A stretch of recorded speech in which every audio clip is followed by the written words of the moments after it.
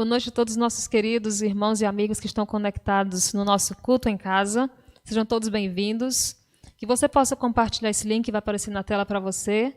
Essa noite é uma noite especial, porque todo momento em que nos reunimos para adorar o nosso Deus é um momento, com certeza, especial. Que Deus abençoe a sua vida, te dê paz, apesar da tempestade que estamos vivendo. Deus é a nossa paz, a nossa força e a nossa esperança. Nós vamos, nesse momento, louvar a Deus com toda alegria, cantando hinos de louvor ao seu nome.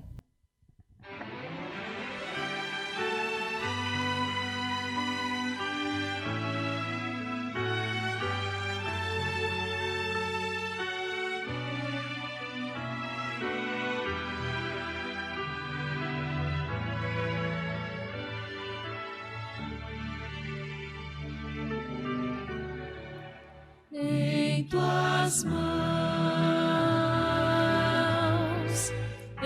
tuas mãos, quero, ó Deus, me colocar em tuas mãos. Vem mostrar-me, ó Senhor, teu carinho e teu amor, meus temores vou depor em tuas mãos. Com alegria. Em tuas mãos, em tuas mãos, quero, ó Deus, me colocar em tuas mãos. Esta é minha oração, ter a vida em tuas mãos. Toma, pois, meu coração em tuas mãos.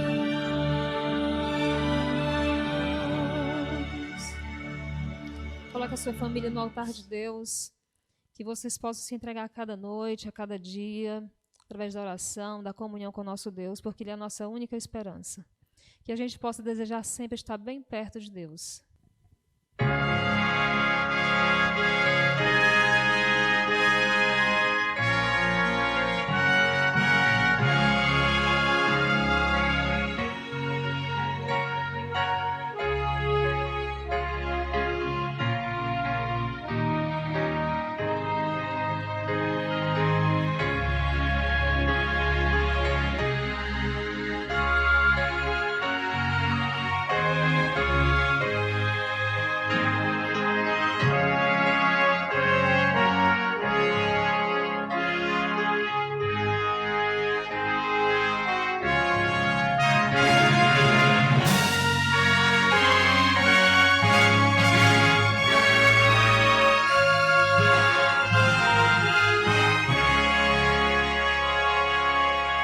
Bem junto a Cristo, eu quero estar.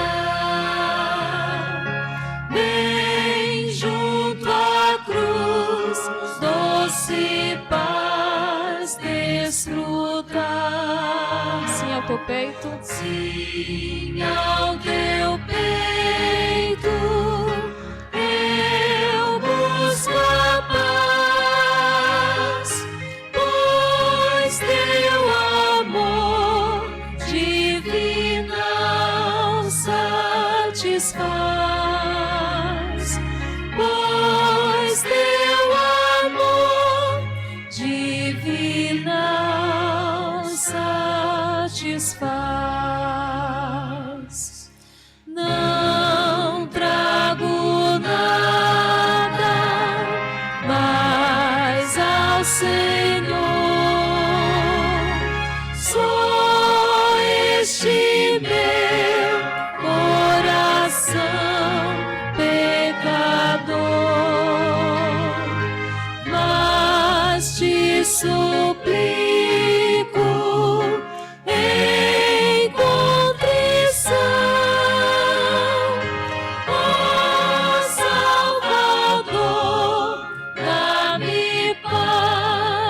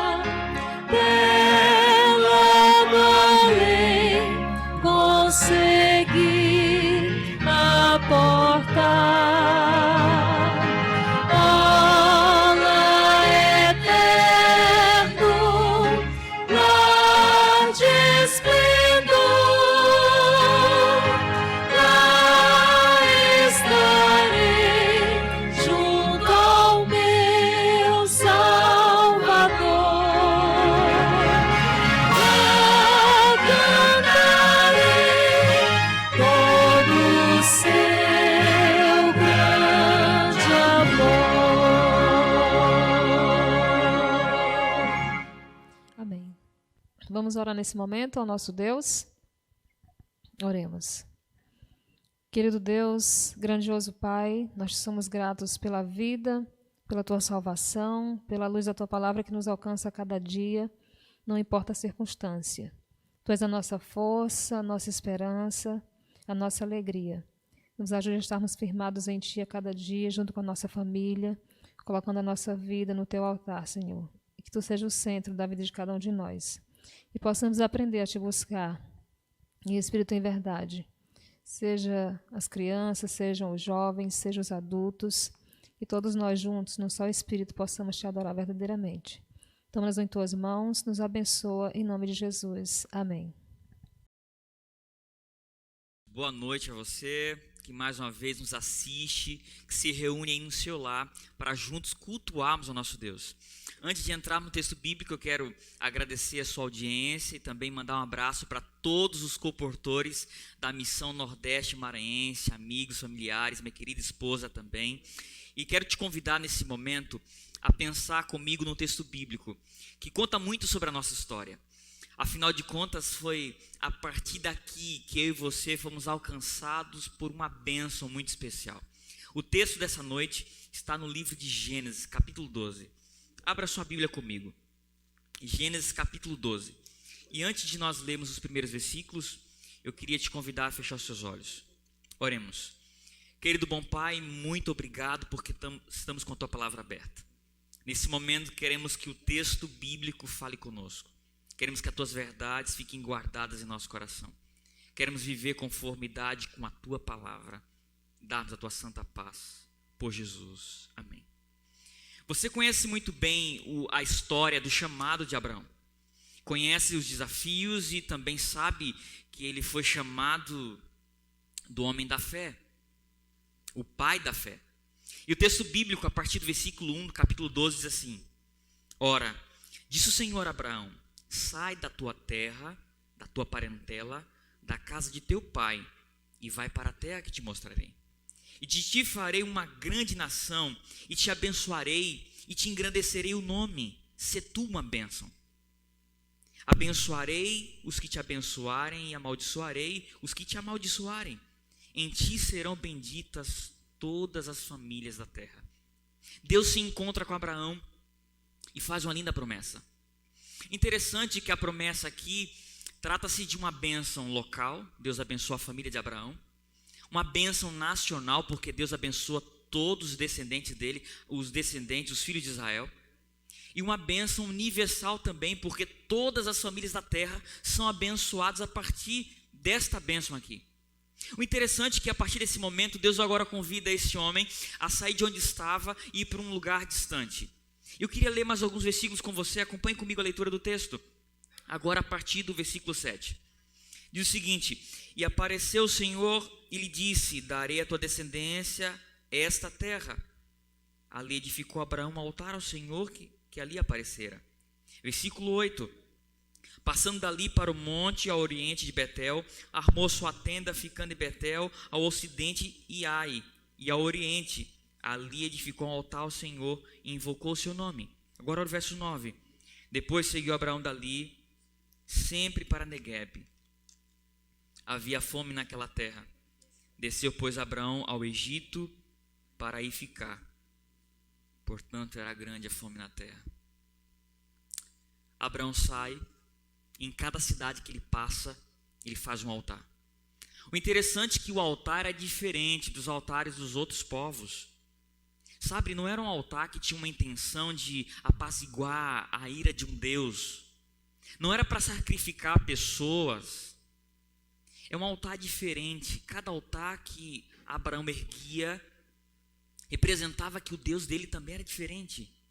As pessoas que por ali passavam dificilmente iriam destruir aquele altar. Então aquilo que Abraão construiu ficava por muito tempo como um símbolo que o Deus dele era um Deus diferente. O interessante é que passando cidade após cidade, Abraão vai montando um altar a Deus. Vai em cada término da sua viagem, ele reconhece que o Deus que ele está servindo é o Deus verdadeiro, que reafirma a promessa no seu coração. Interessante que quando Abraão chega em Neguebe, acontece uma coisa bem diferente. A história diz que havia fome naquela cidade. Abraão não arma um altar ali, não constrói um altar em Neguebe. Pelo contrário, a história diz no versículo seguinte que Abraão desce para o Egito. E você pode acompanhar a partir do versículo 11. Ele vai para o Egito, porque na época o Egito tinha lindos pastos, tinha muitos grãos, havia recurso suficiente para manter a sua caravana, que incluía seu primo e vários animais, servos e servas. Abraão vai ao Egito, mas ao se aproximar de lá, ele teme por sua vida e ele se aproxima da sua esposa e diz o seguinte: Sara, não conta que você é minha esposa. Interessante, né? Nesse momento, Faraó fica interessado por Sara, toma Sara para si, e Deus vai até Faraó por meio de um sonho e diz assim: olha, devolve Sara ao seu marido, porque esta mulher é casada, não toque nela. E Faraó vai falar com Abraão e questiona: olha, por que você mentiu, por que você disse isso? Entenda, e dá alguns presentes a Abraão, e depois de um tempo Abraão agora sai dali e volta para o mesmo lugar onde estava anteriormente. Abraão viaja e vai até Betel, aonde ele tinha armado um altar anteriormente, e agora oferece sacrifício a Deus. Só que Abraão leva consigo alguns presentes do Egito: servos, servas, animais, tesouro do Egito. Fica ali em Betel, quem sabe esperando que na próxima cidade as coisas se melhorassem. E ele agora vai em direção novamente a Neguebe, e você pode acompanhar no capítulo 20, que ele agora se aproxima da terra de Abimeleque. Agora não estava mais no Egito, mas estava bem pertinho. E Abraão diz o seguinte: olha, Sara, não conta que você é minha esposa. Diz que você é minha irmã. A história se repetindo. Eu queria ler um texto interessante para você, que está a partir do versículo 6. A história diz que agora Deus vai lá em sonho, fala com Abimeleque e diz o seguinte: olha, devolve a esposa do homem, senão você vai morrer, Abimeleque. E ele, desesperado, diz o seguinte: Senhor, foi com sinceridade de coração que eu fiz isso. Eu fui sincero em minhas intenções. E o interessante ainda é que Deus diz o seguinte: olha, Abimeleque, sim, é verdade. É com sinceridade de coração que você fez isso mesmo. Eu reconheço que você tem um coração puro, mas ele é meu profeta. Abraão sai daquela terra novamente, querido, e continua a sua jornada. E agora eu quero refletir sobre algumas coisas importantes aqui. Primeira coisa importante desse panorama: é a primeira vez que a Bíblia chama alguém de profeta. É a primeira vez que a palavra profeta aparece no texto bíblico e se refere a Abraão. Deus diz: este é meu profeta. É a primeira vez também que Deus diz o seguinte: olha, Abimeleque, você tem um coração puro. É a primeira vez que Deus diz o seguinte: olha, este homem tem um coração puro. Você foi sincero. Espera aí. O profeta é aquele que é responsável em falar em nome de Deus. O profeta é aquele que é responsável em representar a Deus. Mas não é o profeta que tem um coração puro. O profeta do texto é o mesmo que mente. Triste, não? Vamos voltar um pouquinho para o mesmo texto que lemos desde o início. Abraão passa de cidade em cidade e constrói um altar ao Senhor. E querido, que lindo exemplo, né? Quem dera eu e você todo dia construíssemos um altar para Deus, não de pedras ou com madeira, mas que todos os dias buscássemos o Deus de toda a terra, reconhecendo que Ele é o Senhor da nossa vida. Na verdade, nós temos a necessidade no nosso coração de fazer isso, de junto com a nossa família, reconhecer que Deus é Deus e adorá-lo, buscá-lo com intensidade, com seriedade, construir um altar. Abraão, onde passava, ele diz o seguinte: olha, o Deus do céu está me conduzindo até aqui. E foi assim até Betel, Foi assim toda a sua trajetória até chegar em Negueb, até ir a uma cidade onde havia muita fome, até as dificuldades baterem na porta, sabe? Até o coronavírus chegar em casa, até surgir a quarentena, até os problemas começarem a surgir e se acumular boletos após boletos, até não termos mais condições de pagarmos as nossas próprias contas. E a gente rapidamente se esquece do altar e foge para o Egito. Deixa eu fazer uma pergunta. Quem disse que Abraão deveria ir para o Egito? Volta para o texto bíblico, por favor. Olha o texto com muita atenção. Em que momento Deus orienta Abraão a ir para o Egito? Em que momento Deus diz que é para ele ir para o Egito? Abraão olhou o que estava à sua volta e disse o seguinte: olha, o mais propício é este caminho e por aí que eu vou. As terras de lá são atraentes.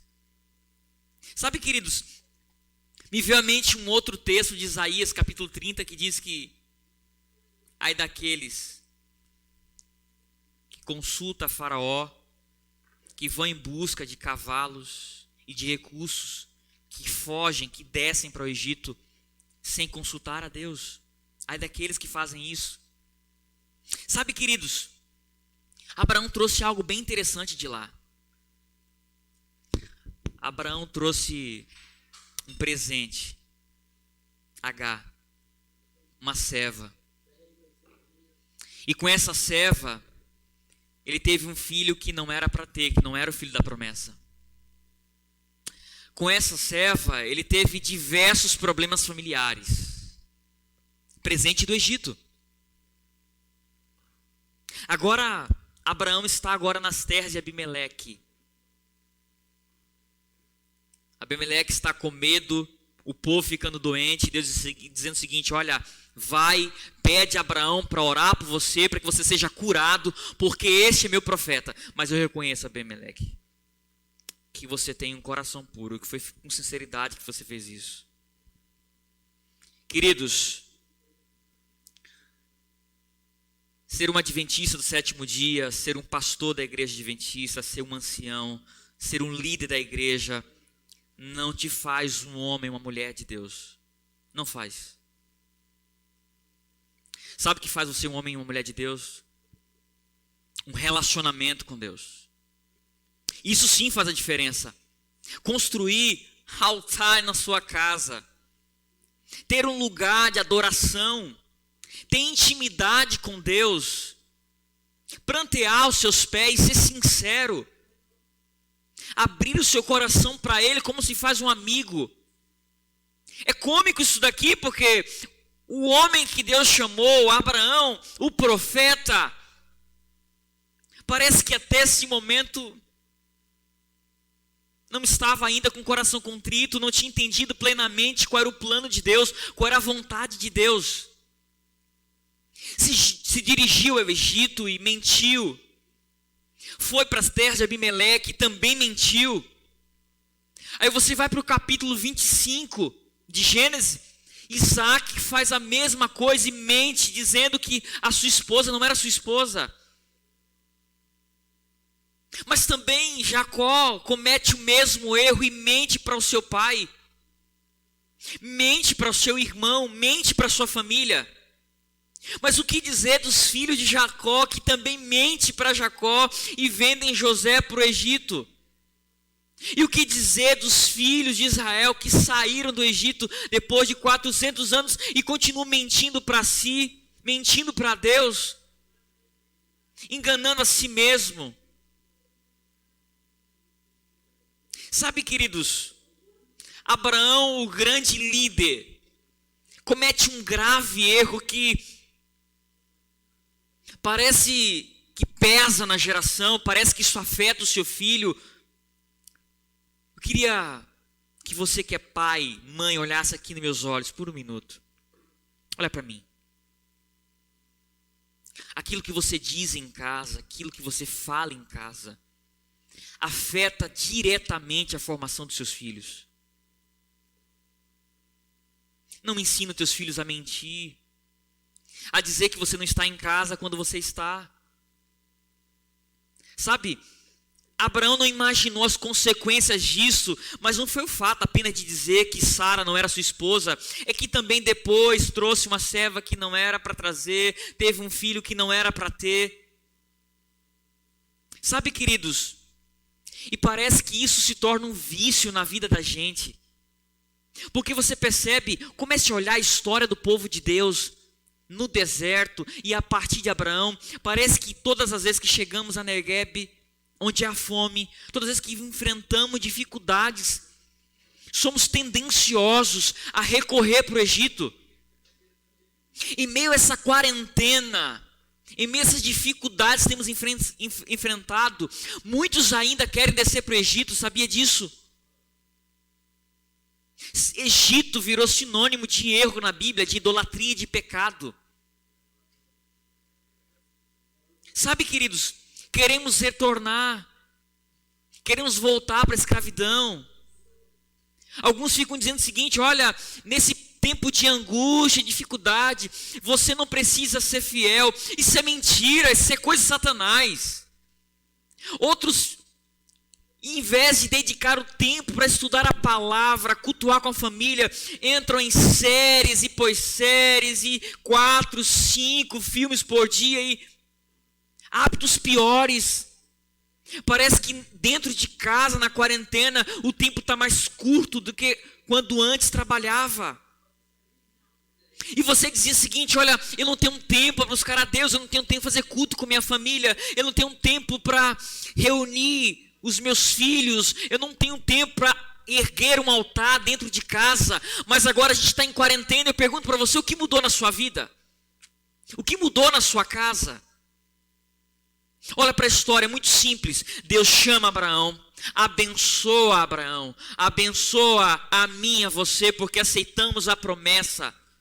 Nos tornamos filhos de Abraão pela fé. Abraão sai dali, em cada cidade que ele passava, ele construiu um altar para Deus. Mas ao chegar em Negueb, ele não constrói um altar, ele desce para o Egito. E desce literalmente para o Egito. Ele mente, comete o mesmo erro ao se aproximar das terras de Abimeleque. Isaac comete o mesmo erro, Jacó comete o mesmo erro, os filhos de Israel continuam insistindo. O que Abraão estava fazendo? De onde ele tirou isso, que o Egito era a melhor saída? Talvez porque havia muito pasto para os animais, porque havia grão suficiente, quem sabe porque a terra era muito boa. Mas não foi para lá que Deus te mandou.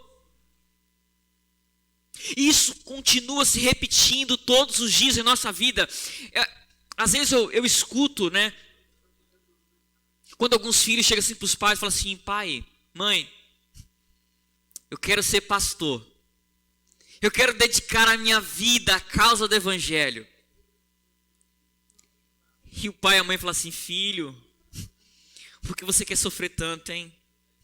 E o curso de medicina, faz direito. Seja reconhecido, tenha status na sociedade. Faz algo de grande relevância.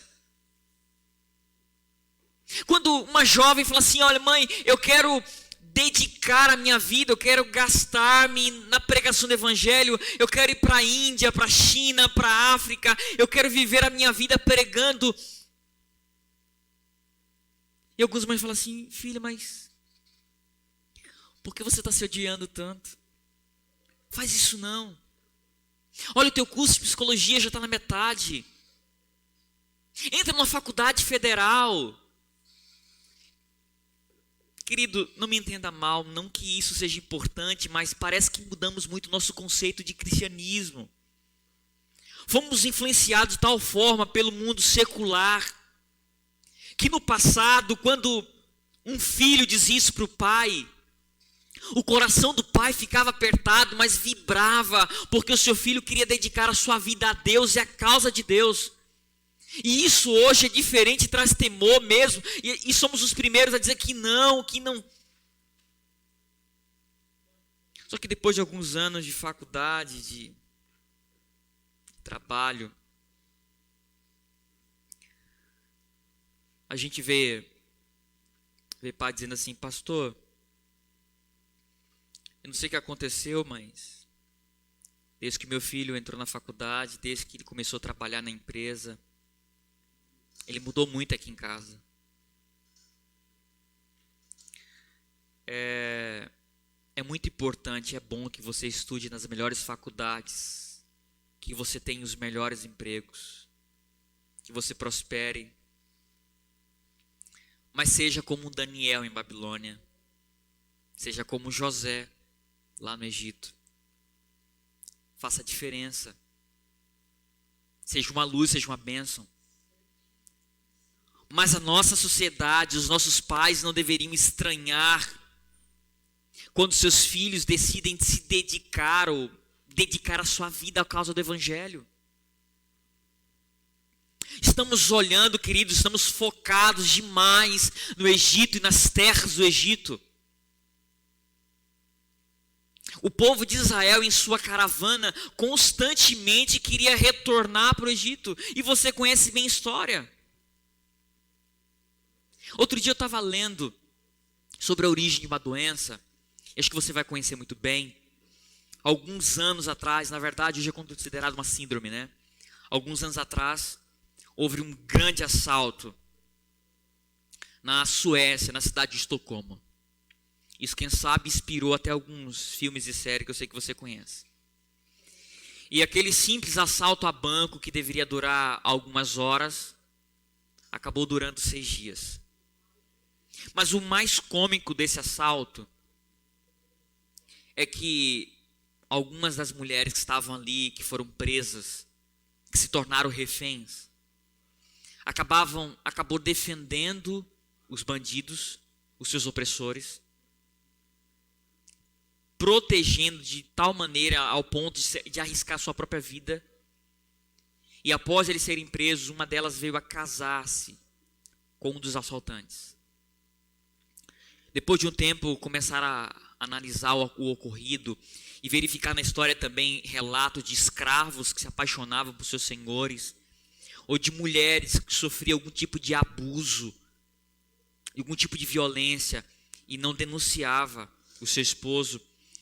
E começaram a chamar isso de síndrome de Estocolmo. Quando o oprimido se apaixona pelo opressor. Quando o oprimido sofre, mas mesmo assim ele não consegue se libertar, deixar aquele que oprime. Temos sido, por anos, oprimidos pelo pecado. Temos sido por anos oprimidos por esse mundo mau que nos corrói, que nos destrói. Temos visto por anos a morte ceifar e levar aqueles que nós tanto amamos. Sabemos que o mal, o pecado não vale a pena, mas continuamos insistindo em voltar para o Egito e amar aquele que nos oprime. Parece que Israel vive uma síndrome de Estocolmo espiritual e parece que eu e você vivemos também. Porque deixamos de construir altares para Deus, o que seria natural. E quando encontramos fome em Negueb, decidimos fugir para o Egito. Deixamos de buscar aquele que pode resolver e solucionar nossos problemas e colocamos a nossa confiança em coisas ou em nós mesmos, ou pensamos loucamente que podemos viver ou vencer o mal, ou resistimos a esse mundo sem buscar a Deus, sem construir um altar em nossa casa, sem blindar a nossa família. Parece que vivemos uma síndrome que insistimos em querer regressar, em buscar caminhos que não são os caminhos de Deus. Lembra do episódio que nós lemos de Abraão e Abimeleque? Quem era o profeta? O profeta você conhece, era Abraão. Mas o homem de coração puro, naquele episódio, Abimeleque. assistir o culto em casa, que tem sido uma bênção, não te faz um homem ou mulher de Deus. Ir à igreja, estar envolvido, não quer dizer que passamos por uma conversão genuína. Queridos, eu preciso apelar a você a viver um relacionamento com Deus, a buscar o Deus de toda a terra, a entregar completamente seu coração a Ele. O objetivo do meu texto, da nossa mensagem, não é aqui focar nos erros, nas falhas de Abraão, mas é mostrar que esse mentiroso se tornou o pai da fé. É mostrar que este homem, mesmo falho, sendo profeta, mas não um homem do coração puro, é o mesmo que teve a coragem de oferecer o seu filho, por confiar plenamente no Deus que fez tudo. Abraão aprendeu a lição, queridos, e não voltou mais para o Egito. A minha pergunta é: aprendemos a lição? Ou vamos continuar voltando para o Egito? Vamos continuar duvidando de Deus? Vamos continuar duvidando das coisas de Deus? Vamos continuar ignorando o chamado dele de fazer um altar em nossa casa, de estudarmos a Bíblia, deixarmos de lado esse cristianismo superficial, pensarmos através da cabeça do outro? Ou vamos dedicar tempo ao estudo da Escritura? Sabe, queridos, você não pode ter uma vida espiritual movida por sermões, por apelos. É incrível, é bonito, você se emociona, maravilhoso, e depois você volta a ter uma vida miserável que você sempre teve, como se nada tivesse acontecido. E você fica esperando pelo próximo culto, e no próximo culto você aceita mais um apelo, você diz de novo que vai mudar de vida, que vai depositar a sua vida diante do altar, e depois começa a ter a vida miserável de novo. Olhando para a mensagem inspirada, uma grande autora, Ellen White, uma autora americana, ela citando a história de Abraão, ela disse: se Abraão fosse fiel, esses primeiros episódios que eu citei, não seria necessário que Deus provasse sua fé, pedindo para que ele entregasse seu filho Isaque em sacrifício. E eu aprendi uma coisa com essa autora, é que quando tomamos decisões firmes ao lado de Deus, quando decidimos ser fiel nas pequenas coisas, cada aprovação vencida pelo poder de Deus, isso nos fortalece para adversidades maiores. Querido, coloca uma coisa na tua cabeça: quem não é fiel em um tempo de paz, não será fiel em tempo de guerra. Para de achar que agora que tem coronavírus, que tem pandemias, que estamos vivendo em dificuldade, porque temos visto pessoas morrendo, que agora tua vida está transformada, porque você não sai mais de casa, você não peca mais, entre aspas, né? Você está confinado, você está lendo mais a Bíblia, só que daqui a pouco a pandemia vai passar, entendeu? Você vai voltar para o mesmo trabalho, conviver com as mesmas pessoas, ter os mesmos hábitos, cometer os mesmos erros, as mesmas falhas, e esperar pela próxima pandemia, esperar pelo próximo problema. É isso que você quer? Um cristianismo meio que superficial. Queridos, nós precisamos entender que Deus nos convida a fazer parte da bênção que um dia foi dada a Abraão. A Bíblia diz o seguinte: olha, abençoarei todos que te abençoarem, e amaldiçoarei todos que te amaldiçoarem. Sê tu uma bênção. Sê tu uma bênção. Eu quero convidar você aí mesmo na sua casa a se levantar, onde quer que você esteja, e dizer assim: Senhor, eu quero ser uma bênção.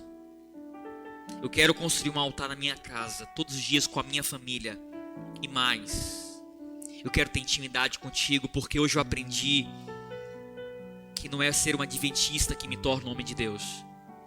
Não é fazer parte de uma denominação religiosa, não é frequentar um culto, não é ser ancião de igreja, não é ser um pastor de uma igreja. O que me torna um homem de Deus é viver um relacionamento ao lado de Deus. Quer você viver isso? Louvado seja Deus por sua decisão. Eu quero orar por você, pedir ao Deus que está contigo nesse momento, possa abençoar a sua vida que você hoje viva um relacionamento ao lado dele. Feche seus olhos e vamos falar com o nosso Deus. Querido bom Pai, muito obrigado por estar conosco, Senhor. Durante essa noite nós lemos o texto bíblico e é incrível como as escrituras, mesmo sendo escritas há tanto tempo, elas continuam apelando ao nosso coração. Obrigado, Senhor, porque a Tua palavra é viva. E o Senhor dá vida a ela quando lemos, quando estudamos. Traz alento e conforto ao nosso coração. Obrigado, Senhor, porque entendemos através do texto bíblico que quando passamos a construir um altar ao Senhor, a consultar ao Senhor, a pedir a orientação ao Senhor, o Senhor conduza nossos passos, assim como fez Abraão, Senhor. Que mesmo que andemos nos caminhos errantes até aqui, mas se decidimos ser fiel a Ti, o Senhor estará conosco e irá nos fortalecer. Toma a Tua igreja em Tuas mãos. Derrama Teu Santo Espírito sobre cada um de nós. E nos dê a Tua santa paz. Por Jesus. Amém. Que Deus abençoe você, querido. Muito obrigada, queridos irmãos, por estarem conectados conosco nesta noite, com essa mensagem tão maravilhosa e importante para a nossa vida. Que você possa compartilhar, não esqueça de curtir também, dê o seu like e compartilhe para que outras pessoas tenham também a oportunidade de estar recebendo essa mensagem, né, o pão da vida, e também tendo a oportunidade de conhecer um pouco mais de Deus. E não esqueçam, irmãos, que neste sábado teremos a Escola Sabatina e o Culto Divino iniciando a programação às 9 horas da manhã. Então não esqueça, participe conosco, tá bom? Um abraço, fiquem com Deus.